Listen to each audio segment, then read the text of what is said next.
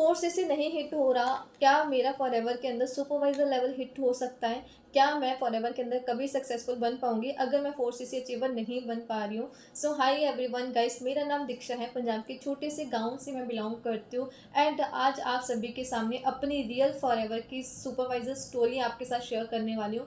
कुछ पॉइंट्स, कुछ टिप्स भी आप लोगों के साथ शेयर करूंगी। देखो, बहुत सारी रिजेक्शंस मैंने फेस करी हैं, बहुत सारा स्ट्रगल मैंने देखा है, एनालिसिस करी है। मेरे पास स्किल्स नहीं थी जब मैंने फॉरएवर को स्टार्ट करा। मेरा कोई बिजनेस बैकग्राउंड नहीं था, बट मेरे अंदर ना एक ही चीज़ थी जो मैं स्कूल टाइम से अपने अंदर फॉलो कर रही थी। जो मेरे अंदर कोर चीज़ है वो है कि मैंने कभी गिव अप नहीं करा। एंड वही चीज़ आज आपको मैं बताने वाली हूँ कि नेवर गिव अप एटीट्यूड से आप एक ना एक दिन आगे बढ़ जाओगे। तो आज आपके सभी के सामने मैं अपनी रियल स्टोरी शेयर।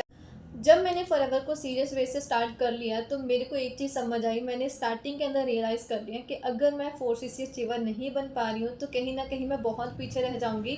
कहीं ना कहीं मेरा बिजनेस जो है वो डाउन में चला जाएगा, क्योंकि हर मीटिंग के अंदर, चाहे वो हमारी सिस्टम ट्रेनिंग्स हो, चाहे वो कंपनी लेवल की ट्रेनिंग्स हो, हर एक चीज़, हर एक मीटिंग के अंदर ये चीज़ बताई जाती है कि फोर्स इसी कोर है। फोर्स इसी खुद करो, टीम को सिखाओ एंड अपनी टीम के अंदर फोर्स इसी अचीवर्स को बिल्ड करो। आपका जो सक्सेस है, आपका जो बिजनेस है वो बहुत तेज़ी से ग्रो करेगा। बट मेरे अंदर तो वो स्किल आ ही नहीं रही थी, क्योंकि स्टार्टिंग के अंदर मैं आपको अभी बता देती हूँ, मैं कंप्यूटर स्टूडेंट हूँ। मैंने लाइफ में कभी बिजनेस नहीं करा था, ना मेरा कोई फैमिली का बिजनेस बैकग्राउंड है जहाँ से कुछ एक्सपीरियंस हो, कुछ नॉलेज हो बिजनेस के मन में। मतलब एक बिल्कुल नन्हे बच्चे फ्रेशर की तरह मैंने इस बिजनेस को स्टार्ट करा था। बट मेरे अंदर वही चीज़ थी कि मेरे को सीखना है, सीखने की पावर थी कि भाई मैं सीख लूँगी। टाइम लग सकता है, क्या पता मेरे से कोई पहले सुपरवाइजर कर ले। और बहुत सारे लोगों ने, रियलिटी बता रही हूँ, बहुत सारे लोगों ने मेरे से पहले सुपरवाइजर करा। मैं रोई भी हूँ कि यार मेरा क्यों नहीं हो रहा। बट सच में बता रही हूँ, जब मेरा हुआ बहुत अच्छा लेवल हुआ। पूरी जर्नी आप लोगों के साथ शेयर करूंगी एंड प्रॉपरली टिप्स भी बताऊंगी। देखिए, आप खुद एनालाइज करिए कि कहाँ कहाँ आप लोग गलती कर रहे हो। तो जब मैंने फोर सीसी को समझा, मेरे दिमाग में आया कि मेरे को फोर सीसी सबसे पहले हिट करना है, तो मैंने काम करना स्टार्ट करा। नोन सर्कल मेरा खराब हो गया, क्योंकि मैंने गलत तरीके से अपने फ्रेंड्स लोगों को बिजनेस के बारे में बताना स्टार्ट करा। कुछ को चैट्स में बता दिया, कुछ को डायरेक्टली बिजनेस बता दिया। थोड़ा सा अपना दिमाग भी लगाया स्टार्टिंग के अंदर, जिसकी वजह से मैंने 300 से ज़्यादा लोगों को ख़राब कर दिया। मैंने बहुत सारा फेलियर देखा, अपने नोन सर्कल को रिजेक्ट करते हुए देखा कि उन्होंने मेरे साथ बिजनेस स्टार्ट करने के लिए डायरेक्टली मना कर दिया। फ्रॉड भी बोला, एलोवेरा के बारे में भी बहुत सारी चीज़ें बोली कि हाँ, एलोवेरा वाली बेचने वाली लड़की आ गई है ना। बहुत सारी रिजेक्शन फेस करी। बट मैंने जब स्टार्ट करा ना, एनालाइज मैं करती गई, साथ ही साथ मैं एनालाइज करती थी कि यार मैं गलती कहाँ कर रही हूँ, क्योंकि देखो, सेल्फ एनालिसिस बहुत ज़्यादा इंपॉर्टेंट होती है। अगर आप अपने साथ थोड़ा सा टाइम स्पेंड करोगे, आप खुद देखोगे कि मैंने गलती कहाँ कर रही हूँ ना, तो आप उस गलती को जल्दी इंप्रूव कर सकते हो। और स्टार्टिंग से आप इसको समझ लो कि संडे का दिन रख लो, जब 10-10 दिन के बाद, एक महीने के अंदर पूरे बिजनेस को एनालाइज ज़रूर करा करो कि आप गलती कहाँ कर रहे हो। नोन सर्कल तो खराब हो गया, तो क्या मैं बिजनेस छोड़ दूँ? अब बिजनेस को छोड़ने वाली तो लड़की मैं नहीं थी। तो मैंने क्या करा, मैंने ट्रेनिंग्स लिया, नॉलेज लिया। कहीं ना कहीं स्टार्टिंग में ना एक चीज़ मेरे दिमाग में खटकने लग गई थी कि यार अगर लीड्स नहीं है ना तो मेरा बिजनेस नहीं चलेगा। ऑक्सीजन है लीड्स। हर एक दिन, हर एक हफ्ते, हर एक मिनट के अंदर मेरे को बिजनेस के लिए लीड्स चाहिए। तो मेरे को सबसे पहली जो चीज़ सीखनी है वो लीड्स के ऊपर काम करना सीखना है। तो मैंने क्या करना, मैंने डेली जब भी काम पे बैठना, मैं सबसे पहले यूट्यूब लर्निंग करती थी। इतनी सारी वीडियोस होती थी, मैं लर्निंग करती थी कि मैं लीड्स कहाँ से लेकर आऊँ। मेरे दिमाग में ना एक चीज़ आती थी, मैंने एक वीडियो भी देखा था कि लीड्स की फैक्ट्री बनना पड़ेगा। तो मेरे दिमाग में यही था कि यार मेरे को 8-10 नंबर दिन के लीड्स के निकालने ही पड़ेंगे, और ये स्किल है। अब मैं कोई बहुत बड़ी सेलिब्रिटी नहीं हूँ जिससे सामने से आके लोग पूछेंगे। फ्रेंड सर्कल ने मना कर दिया, तो मेरे को अपने आप को ऐसा बनाना पड़ेगा कि लोग मेरे साथ काम के लिए आएँ। उनको दिखाना पड़ेगा कि मैं काम करती हूँ, आप मेरे साथ स्टार्ट कर सकते हो। तो मैंने सोशल मीडिया को बिल्ड करना स्टार्ट करा, लिंक्डइन प्रोफाइल अपनी बनाई। धीरे धीरे अननोन लोगों के साथ बिजनेस को शेयर करना स्टार्ट करा। मैंने लीड्स के ऊपर बहुत प्रैक्टिस करी, और इतने सारे मेथड्स मैंने निकाले कि मेरे पास ना एक दिन दिन के अंदर 6-7 लीड्स ना नॉर्मली आनी स्टार्ट हो गई। और धीरे धीरे ना 4CC हिट होना भी स्टार्ट हो गया। बहुत मैंने मैंने नोन के अंदर 4CC करा है। अगर आप मेरी इंस्टाग्राम प्रोफाइल में जाके देखो, 3 बिलिंग अचीवर सबसे, हमारी टीम सीनियर्स बोलते हैं कि 3 बिलिंग अचीवर सबसे पहले बनो। तो मैंने 3 बिलिंग भी डन करा है, 4CC नोन में भी करा है, अननोन में भी करा है। कंसिस्टेंसी के साथ करना पड़ेगा, क्योंकि देखो, बिजनेस के अंदर ना, मैं जो चीज़ थोड़ी सी लेट समझी थी कि आपको रेगुलर काम करना पड़ेगा। ऑन कैमरा बोल रही हूँ कि लगातार डिसिप्लिन के साथ काम करो, क्योंकि अगर आप रेगुलरली काम नहीं करोगे, ये बहुत सारे ईयर्स गलती करते हैं कि कुछ लोगों ने मना कर दिया, उसके बाद कुछ टाइम ब्रेक लेते हैं, फिर अगर किसी ने पूछ लिया तो सीनियर्स को बता देंगे, इन्विटेशन करवा लेंगे। अगर किसी ने नहीं पूछा तो नहीं बताते। तो सबसे पहले कमांड पकड़ो, जो आपको सबसे पहली चीज़ सीखनी है वो आपकी लीड्स हैं। लीड्स ऐसा नहीं है कि बाय ऐसे ही आ जाएँगी, आपको उसके ऊपर काम करना पड़ेगा। और मैंने एक वीडियो बनाई भी है जो अपलोड हो जाएगी कुछ टाइम तक चैनल के ऊपर, कि लीड्स मैंने कैसे जनरेट करी हैं, कौन से प्रिंसिपल को मैं फॉलो करती थी, और मैंने खुद अपने एक्सपीरियंस से एक फार्मूला भी डिज़ाइन करा है। आप चैनल को सब्सक्राइब कर लो, वो वीडियो जैसे अपलोड होता है आप सभी को मिल जाएगा, आप चेकआउट कर लेना। आपको वहाँ से हेल्प हो जाएगी कि लीड्स के लिए मास्टरी आप लोगों ने कैसे करनी है। ऑल्दो मैं मास्टर नहीं हूँ, बट हाँ इतना सीख गई हूँ कि बेसिक चीज़ें मैं हैंडल कर सकती।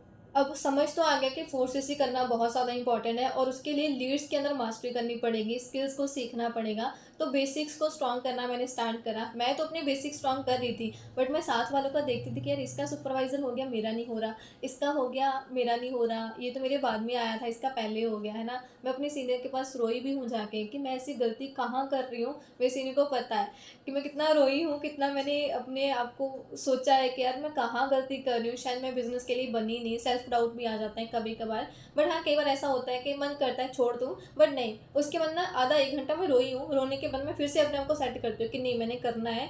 मैंने लाइफ़ में कभी गिव अप नहीं करा, तो मैं यहाँ पे भी गिव अप नहीं कर सकती। हो सकता है टाइम लगेगा, बट मैं कर लूँगी। मेरे को इतना अपने आप के ऊपर बिलीव है कि मैं कर लूँगी। तो मैंने जैसे बिज़नेस के बारे में समझा, देखो आपको मैं एक चीज़ बताती हूँ, एक होती है टेम्परेरी सक्सेस, एक होती है परमानेंट। टेम्परेरी के अंदर क्या होता है कि आपने बिज़नेस स्टार्ट करा, सीनियर की सपोर्ट के साथ, आपका फ्रेंड सर्कल अच्छा है, आपको चाहे 10 सीसी के साथ सुपरवाइज़र करना है, चाहे 25 सीसी के साथ करना है, आपका जो नोन सर्कल है, उसने आपको अच्छे से सीसी दे दी है, ठीक है? तो आपका जल्दी सुपरवाइज़र हो गया। क्या पता कुछ ऐसे बंदे होते हैं जिनका स्टार्टिंग में पहले 3-4 मंथ के अंदर ही सुपरवाइज़र हो जाता है, चाहे वो 25 सीसी वाले हैं, पुराने हैं, या अभी 10 सीसी की जो पॉलिसी है उसके साथ आए हैं। बट वो होता है कि आपको जल्दी सक्सेस मिल गई, आपने स्ट्रगल नहीं देखा, स्ट्रगल कम आया है, आपने जल्दी वो जल्दी ना क्विट भी कर देते हैं। ये अपने एक्सपीरियंस से बता रही हूँ, मैंने ऐसे लोगों को देखा है, जो मेरे से बाद में आए, सुपरवाइज़र हो गया और वो क्विट कर गए। जब तक मेरा सुपरवाइज़र निकला, विद इन अ ईयर, 1 साल के अंदर-अंदर वो क्विट कर गए। मैंने उनको वापस देखा ही नहीं बिज़नेस के अंदर, ठीक है? तो उसको बोलते हैं टेम्परेरी सक्सेस, कि आए, जल्दी-जल्दी आए, जल्दी-जल्दी चले गए। और दूसरा होता है परमानेंट सक्सेस। मैक्सिमम इस चीज़ के अंदर लोग फेस करते हैं, जितने भी एएस हैं, जिनका 6 महीने हो गए, लेवल नहीं निकल रहा, तो कहीं न कहीं लगे रहना, क्योंकि आपका जो लेवल निकलेगा ना, वो स्ट्रॉन्ग निकलेगा। क्योंकि आप लोग स्ट्रगल फेस कर रहे हो, आपका स्ट्रगल ज़्यादा होगा, ठीक है? आपकी जो फाउंडेशन है वो बहुत स्ट्रांग बनेगी, क्योंकि आपने बहुत सारे रिजेक्शंस को फेस करा है। और सेकंड चीज़, आप लॉन्ग टर्म के अंदर काम कर रहे हो, आपकी जो ग्रोथ होगी ना, क्योंकि देखो जो नया नया बंदा आया जिसका 3-4 महीने के अंदर निकल गया, हो सकता है उसको बाद में स्ट्रगल आए। सुपरवाइज़र बनने के बाद क्या पता उसकी टीम टूट जाए, उसकी फैमिली में कोई इशू हो जाए, या उसको आगे लोग ना मिले, क्योंकि उसके पास अभी स्किल्स नहीं है। आप लोग पहले स्किल्स को डेवलप कर रहे हो, रिजेक्शंस को फेस कर रहे हो, उसके बाद जब आपका लेवल निकलेगा वो स्ट्रॉन्ग निकलेगा। उसके बाद सुपरवाइज़र बनने के बाद भी जो चैलेंजेस आएँगे ना, आप फेस कर जाओगे।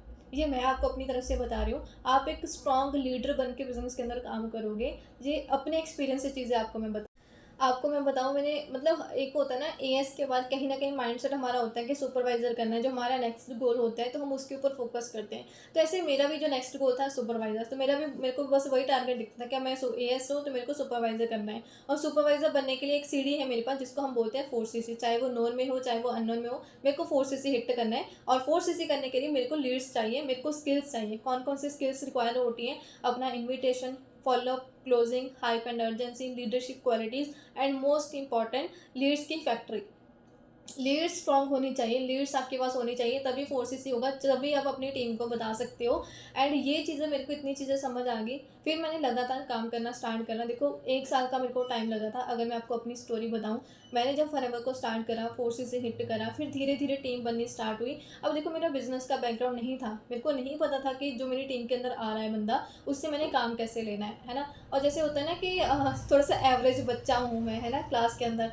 ऑल्दो कॉलेज के अंदर टॉपर थी, बट यहाँ पे मैंने एक एवरेज स्टूडेंट की तरह स्टार्ट करा था। मेरे को चीज़ें थोड़ा सा लेट समझ आती थी कि मैं काम कर रही हूँ, प्रैक्टिस से जब मैंने गलतियाँ कर ली थी, तब मेरे को समझ आता था कि यार इस बंदे को ऐसे हैंडल करना होता है। तो मैंने बहुत सारे पंगे भी करे हैं, कुछ गलतियाँ भी करी हैं, कुछ क्या, मैंने बहुत सारी गलतियाँ करी हैं। और बहुत सारे अलग अलग मेथड भी ट्राई करे हैं कि ऐसे होगा, वैसे कर लूँगी, ऐसे बिजनेस समझाऊंगी, शेयर करूँगी, ये तरीका यूज़ करूँगी। कहीं ना कहीं अपना भी दिमाग लगाया। जब अपना दिमाग लगाया तो रिजेक्शंस भी आई हैं, ठीक है। सीनियर बोलते हैं ना कि अपना दिमाग मत लगाओ, तो वो चीज़ें भी मैंने करी हैं। तो अपनी अगर मैं स्टोरी बताऊँ, जब मैंने फॉरएवर को स्टार्ट करा, पहले अपना 4 सीसी करा तो टीम के अंदर काम नहीं हो रहा था। फिर टीम के अंदर 6 सीसी डन करे, तो फिर बेस नहीं बन रहा था। 6 सीसी 2 महीने के अंदर मैंने करे, फिर से दोबारा थोड़ा-सा मेरा गैप डल गया, उसके बाद मैंने फिर से दोबारा से कोशिश करी, फिर मेरा 2 महीने तक का 14 सीसी तक का बिज़नेस गया। उसके बाद फिर मैं रो पड़ी कि यार पता नहीं क्यों नहीं हो रहा, क्यों नहीं मेरा आगे लेवल हो रहा। तो उस टाइम पे जो मेरे सीनियर हैं, जिन्होंने एक-एक कदम पे मेरे को सपोर्ट करा, मान सर हम सभी के मेंटोर, इतना अच्छे से उन्होंने गाइड करा और हर एक चीज़ सिखाई। और उस टाइम पे मैं भी गिव अप के लिए चली गई थी, सोचने लग गई थी। तो सर ने भी बोल दिया कि दीक्षा नहीं हो रहा, अब छोड़ दो। तो मैंने कॉल कट करा, मैं रो पड़ी और 1 घंटे के बाद मैंने सर को दोबारा से कॉल करा कि सर नहीं, करना है, दोबारा से करेंगे। तो सर ने बोला आज रेस्ट करो, रिलैक्स करो, सुबह से फिर स्टार्ट करेंगे। तो हमने दोबारा से काम करना स्टार्ट करा, लगातार। देखो एक चीज़ आपको मैं बताती हूँ, मोमेंटम बनाओ। आपको चाहे एज़ डायरेक्शंस आ रहे हैं, चाहे आप एएस हो, सुपरवाइज़र जिस भी लेवल पे हो, अपने बिज़नेस का मोमेंटम बनाओ। मोमेंटम का मतलब क्या है कि आप इस महीने आपका 2 सीसी हुआ, अगले महीने टारगेट लेके चलो 4 सीसी करना है। नीचे की तरफ ग्राफ मत लेकर जाओ, जितना पिछले महीने काम करा, आप ये सोचो इसको डबल करना है। चाहे आप दिन का 2-2 इन्विटेशंस करते आ रहे थे, अभी 4 पे चले जाओ, अगले मंथ 6 पे चले जाओ, ऐसे करके बढ़ो। धीरे-धीरे बढ़ोगे ना, आप स्ट्रॉन्ग बन जाओगे। रियलिटी बता रही हूँ, क्योंकि अगर जितना आप बिज़नेस के अंदर स्ट्रॉन्ग होगे ना, उतना बिज़नेस आपका अच्छा होगा। मोमेंटम इसको ही बोलते हैं कि आप अभी जो काम कर रहे हो ना, इसका रिज़ल्ट अगले 3 महीने के बाद आपको मिलेगा। तो ये 3 महीने जान लगा दो, चाहे वो जनवरी है, फ़रवरी है, मार्च है। इनको सीरियस होके करो, बेसिक्स को स्ट्रॉन्ग करो। आप देखना अप्रैल, मई, जून बहुत अच्छे महीने आपके जाएँगे, अगर आपने इन 3 महीनों के अंदर अपना फ्लो बनाया हो। मेरे को ना पूरा 1 साल लग गया था सुपरवाइज़र करने के लिए, बट 1 साल की जर्नी के अंदर अब मैंने पहली बार करे 6 सीसी करे, नेक्स्ट टाइम करे 14 सीसी तक चला गया। अब मेरे को एक ना स्कूल के अंदर हम करते थे ना कि तीसरी बार जो होता है वो पक्का होता है ना? तीसरी बार कोशिश करेंगे तो वो पक्का डन है। तो मेरे दिमाग में ना कहीं न कहीं वही चल रहा था कि अब जब सुपरवाइज़र होगा ना, पक्का डन हो जाएगा, क्योंकि पहले 6 हुआ था, फिर 14 होंगे, अब पक्का 25 से ऊपर चला जाएगा, ठीक है? तो 3-4 महीने लगे थे, जनवरी, फरवरी, मार्च, अप्रैल, 3-4 महीने लगातार हम काम करते गए, कुछ सीसी ऊपर जाते रहे, नीचे जाते रहे, ऊपर जाते रहे, नीचे जाते रहे। कब पंजाब की टीम बनती थी, कभी आउट ऑफ पंजाब वाले बनते थे। आउट ऑफ पंजाब के अंदर काम थोड़ा कम होता था, पंजाब वालों के साथ ज़्यादा फ्लो में चला जाता था, क्योंकि लैंग्वेज का फ़र्क पड़ जाता था।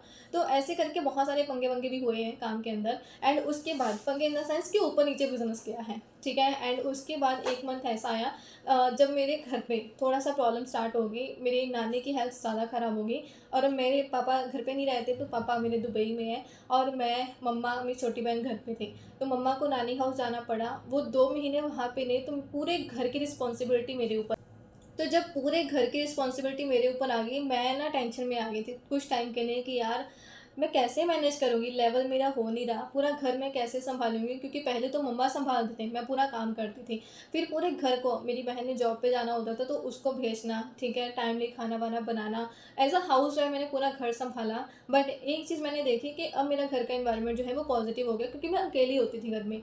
तो मेरे को प्रॉपर्ली पता है कि मैंने सुबह 6 बजे उठ जाना है, सुबह 6 बजे उठ जाना है। 6 बजे के बाद मैंने प्रॉपर्ली घर का काम खत्म करना है, 9-10 बजे तक मैं घर का काम कर लेती थी और 10 बजे के बाद 10 से लेकर शाम को 7 बजे तक मैं प्रॉपर्ली काम कर पाती थी। बस खाना खाने के लिए उठती थी, शाम को घर का काम करना, बाकी मैं पूरा टाइम सिर्फ़ अपना बिज़नेस करती थी। वहाँ से एक चीज़ मैंने देखी कि डिसिप्लिन बहुत इंपॉर्टेंट है। सा ऐसा नहीं है डिसिप्लिन के अंदर कि आपको सुबह 5 बजे, 4 बजे उठ के ही काम करना है। आपका एक रूटीन होना चाहिए, आपका पर्सनल एक रूटीन होना चाहिए जिसको आप कंटिन्यूअसली फॉलो करते हो। तो वो मेरा डिसिप्लिन बन गया था, सुबह 10 बजे से लेकर शाम तक 7 बजे तक काम करना। कोई ओवरनाइट काम नहीं करना, क्योंकि मेरी हेल्थ उतना अलाउड नहीं करती कि मैं लेट नाइट काम कर पाऊँ, इतनी कैपेसिटी अभी नहीं है मेरे अंदर। तो मैं प्रॉपर्ली शेड्यूल के अंदर काम करने लग गई, 10 से लेकर शाम को 7 बजे तक लगातार काम करना।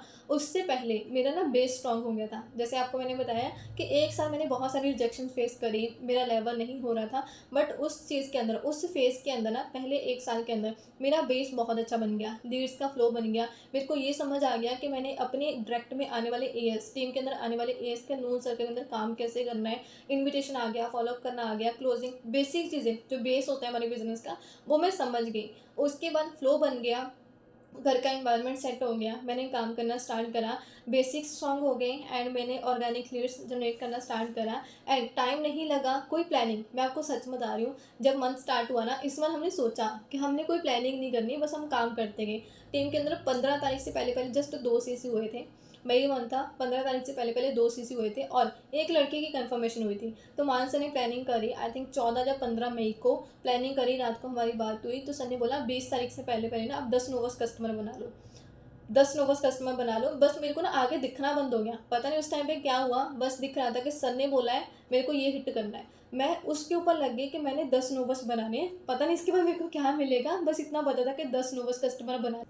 तो जब वो 10 नोवस कस्टमर, 10 तो चलो सारे नहीं बने, शायद 8 या 9 नोवस कस्टमर बने थे। जब वो नोवस कस्टमर बन गए ना, तो सर ने नेक्स्ट टारगेट दिया, 30 तारीख तक का टारगेट दिया कि आपने ये काम करना है। तब प्रॉपर्ली प्लानिंग स्टार्ट हुई सुपरवाइजर की। और आपको मैं एक चीज़ बताऊँ, मैंने ना लिखना स्टार्ट करा। हमें बोलते हैं ना विजन बोर्ड बनाओ, अपना जो गोल है उसको डायरी पे लिखो।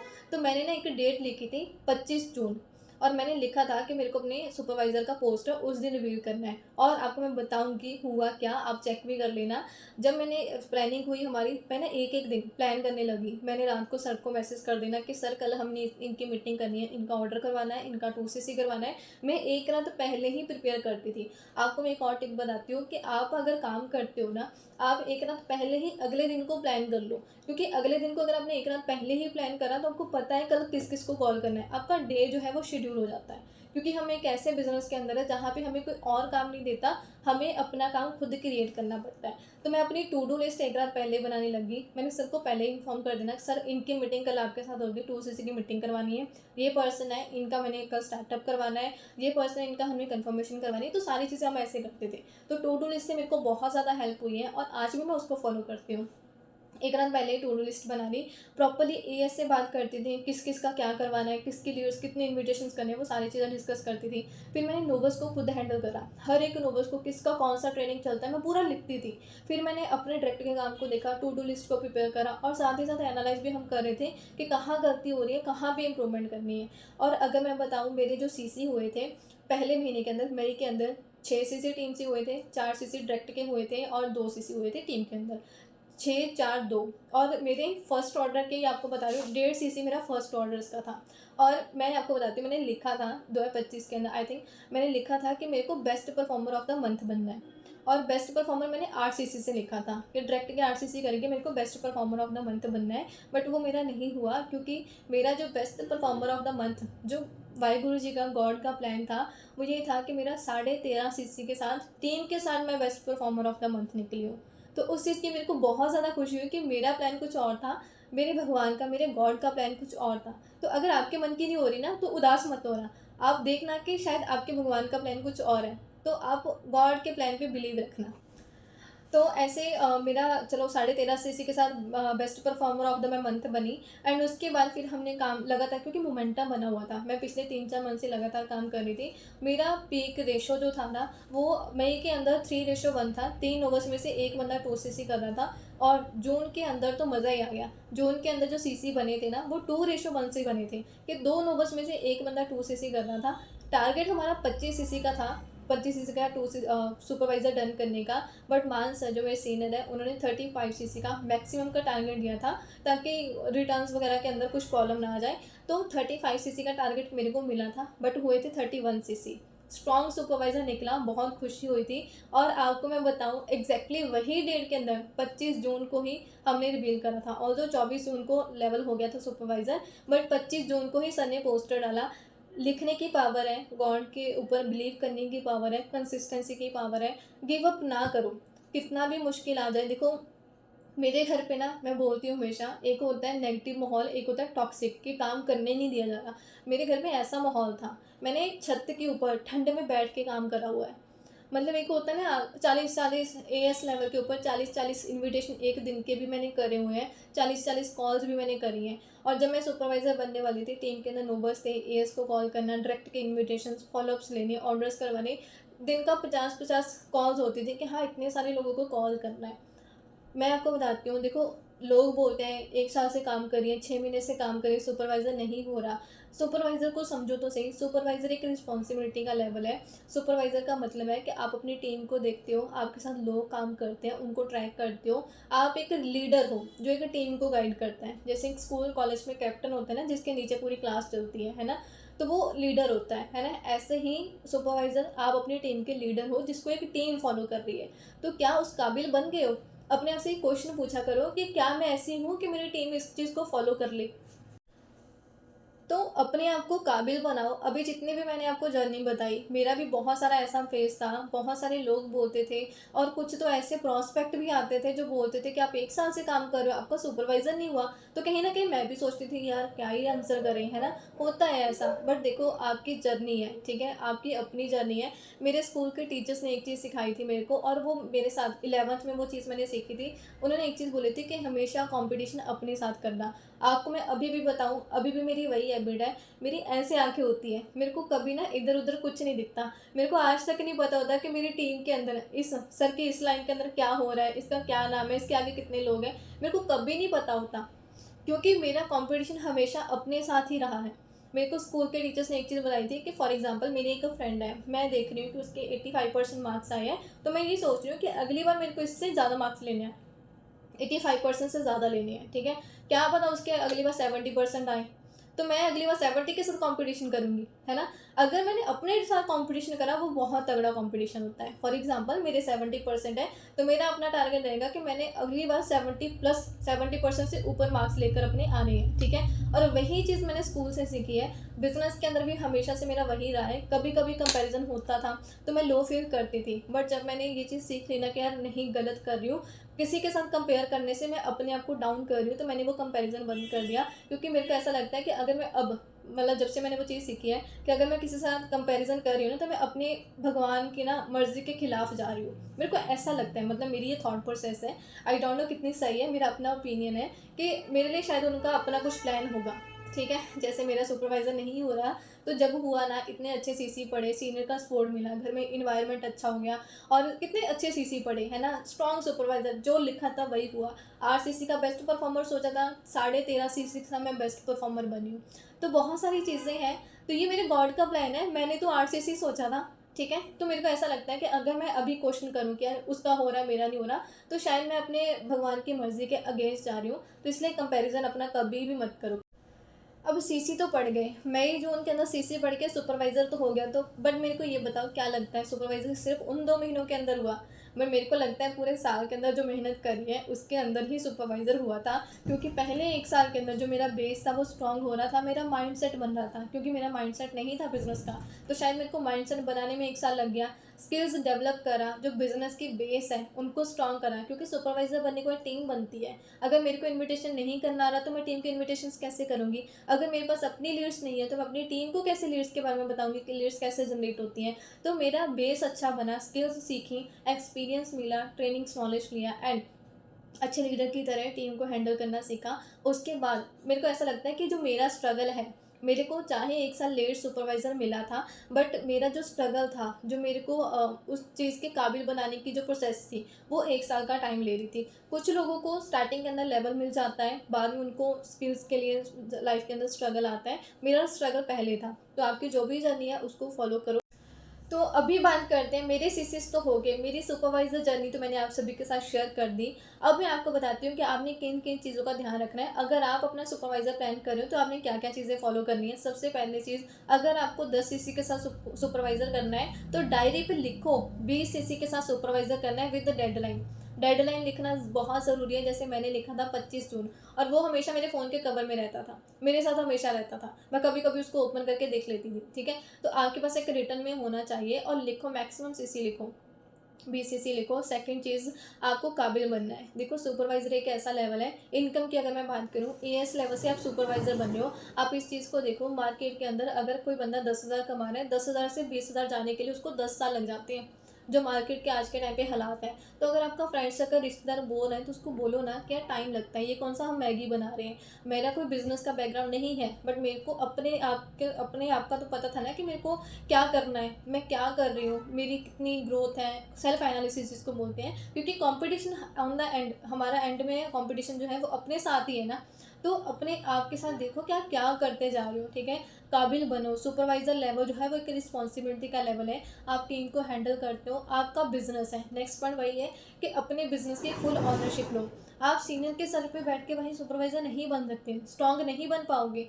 मैंने सुपरवाइज़र करा था, मैं अपने सीनियर से डिस्कस करती, ऑन दो प्लानिंग सारी उनकी थी, सारी चीज़ें वहीं गाइड कर रहे थे, क्योंकि मेरे को प्लानिंग वानिंग करनी नहीं आती, अभी भी मैं ऐसे ही करती हूँ। मैं सर को बोलती हूँ, सर आप मेरे को टारगेट दो, मैं कर लूँगी, ठीक है। बट आपको मैं बता रही हूँ, सबसे पहली चीज़ अपने बिजनेस की ऑनरशिप लो। मेरे एएस हैं, मेरे नोबल्स कस्टमर है, मेरी टीम है, मेरे सर की सर आप इनसे बात कर लो, वो नहीं, आप खुद करो। अपने आप को इतना काबिल बनाओ कि लोग आपकी बात सुने। आपका चाहे वो एएस है, उसको आपके अंदर एक मैनेजर दिखना चाहिए, उसके अंदर एक लीडर दिखना चाहिए, जिसकी वो बात को सुने, उसको फॉलो करे। अपने आप को ऐसा बनाना पड़ेगा, ठीक है। तो सबसे पहली चीज़, अपने गोल्स को लिखो, सुपरवाइजर के काबिल बनो। सबसे पहले सीख। बहुत सारे एएस ये गलती करते हैं, चाहे अभी आप एक न्यू एएस हो, अपने दिल पे हाथ रख के खुद से क्वेश्चन पूछो कि क्या आपको बिजनेस का इन्विटेशन, फॉलोअप, क्लोजिंग सारा आ गया है। अगर आप सुपरवाइजर के पीछे भाग रहे हो, क्या आप बेसिक्स के अंदर स्ट्रांग हो चुके हो, क्या आपके अंदर इतनी काबिलियत आ चुकी है कि आप लीड्स को जनरेट कर सकते हो। अगर आपकी टीम के अंदर कोई एक बंदा भी आता है, तो आप उसको लीड्स के 5-10 सोल्यूशन दे सकते हो कि वो डेली बेसिस पे नंबर्स कैसे अरेंज करेगा। अगर आंसर नहीं आ रहा कि हाँ मेरे पास ये स्किल्स नहीं आ रही हैं, तो सुपरवाइजर के पीछे मत भागो। वो बोलते हैं ना, थ्री इडियट मूवी के अंदर भी, कि आप स्किल्स को मास्टर करो, स्किल्स के पीछे भागो, मार्क्स के पीछे, डिग्री के पीछे मत भागो। ऐसे ही लेवल के पीछे मत भागो, अपनी स्किल्स को पॉलिश करना स्टार्ट करो, स्किल्स के ऊपर काम करना स्टार्ट करो। Learn first, earn later, and उसके बाद बिजनेस की ऑनरशिप रखो। अपने गॉड के प्लान के ऊपर बिलीव करो। मैंने अपनी जर्नी से आपको बता दिया, एक्सप्लेन भी कर दिया। कंसिस्टेंसी के साथ काम करो। नेक्स्ट पॉइंट है, आपका नहीं हो रहा, इस मंथ 2 सीसी हो रहे हैं, तो 4 हफ्तों की छुट्टी लेने का तो कोई मतलब ही नहीं है। अगर 2 सीसी हुए हैं तो बेस स्ट्रांग हो रहा है ना, कुछ ना कुछ तो सीख रहे हो। सुना है मैंने कि भाई जा तो बंदा सीखता है, जा तो बंदा जीतता है। तो अगर आप नहीं जीत रहे हो तो मतलब है आप सीख रहे हो, ठीक है। तो कंसिस्टेंसी के साथ काम करते रहो। फॉलो योर मेंटोर, बहुत ज़्यादा इंपॉर्टेंट है। देखो, अगर आप अपने सीनियर को फॉलो नहीं कर रहे हो, अरे क्या ही बुरा है हो रहा है। आप अपने अगर मेंटोर हैं, जो आपके सीनियर हैं, उनको आपके साथ ज़्यादा एक्सपीरियंस है, उन्होंने लोगों के साथ काम करा है, उनको पता है किस चीज़ का क्या रिजल्ट आएगा। आप जो गलतियाँ करके करोगे, वो आपको पहले ही बता देंगे। आपका टाइम बच रहा है, तो अपने सीनियर को फॉलो करो। उसके बाद डेली एनालिसिस करो, कहाँ गलती कर रहे हो, कौन सी स्किल के अंदर लैक हो रहा है। और ये चीज़ मैं आज भी करती हूँ। मेरी टीम के अंदर, मेरे डायरेक्ट में, जब हम एनालाइज करते हैं ना, खुद बैठ के देखते हैं, और हमें तभी पता चल जाता है कि हमने इसको कैसे इम्प्रूव करना है, ठीक है। तो उसके ऊपर काम करो, डेली एनालिसिस करो। और जो मैं करती हूँ, एक रात पहले अपनी टू डू लिस्ट बना लो, तो आप अपना नेक्स्ट डे अच्छे से मैनेज कर सकते हो। Be grateful. हमेशा आपको ना अपने आप को एक पॉजिटिव पर्सनैलिटी बनाना पड़ेगा। मैं आपको सच बता रही हूँ, मैं ना बिजनेस में आने से पहले एक नेगेटिव पर्सनैलिटी थी। हर चीज़ के अंदर नेगेटिविटी देखती थी। तो सर से 2-3 बार डांट भी पड़ी है ना। सर ने बोला कि अगर नेगेटिव बात करनी तो मेरे से बात मत करिएगा, ठीक है। तो सर के डर से मैंने पॉजिटिव रहना सीख लिया, ठीक है। मेरे को अपने सीनियर से डर आज भी लगता है। और उसके बाद कभी गिव अप मत करो, क्योंकि देखो, गिव अप करने का सलूशन नहीं है।